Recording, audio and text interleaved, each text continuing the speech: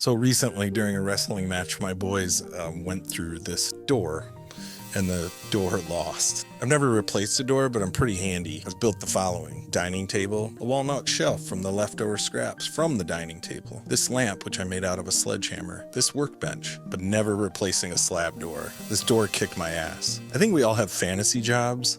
Van Neistat defines this as jobs that we fantasize about when our normal jobs are frustrating.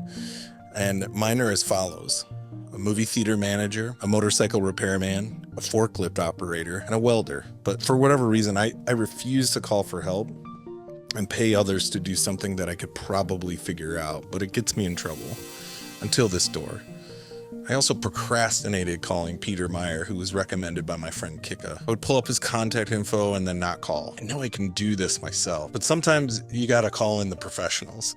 Hey Pete, I got your phone number from Kika, and she said that you might be able to help me with a few projects that I've got going on. I've got a couple of teenage boys that went through a door.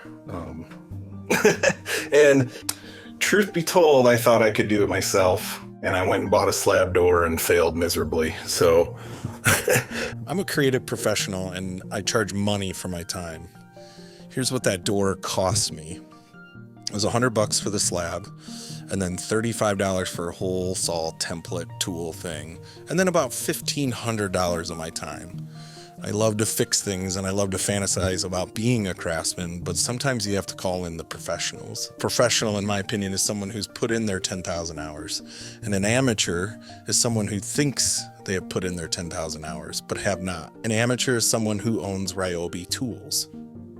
I am an amateur. I spent a lot of time in my career as a creative helping people take their idea and help make it into a reality. I'd like to think of myself as a creative handyman. Like Pete, I put in the hours.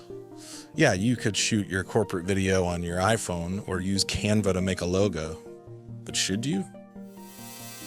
Thanks for watching, and sorry for wasting your time. As always, here's a list of services we offer. Hit me up if you need help with any of these. Today's content is brought to you by Frank and Harvey.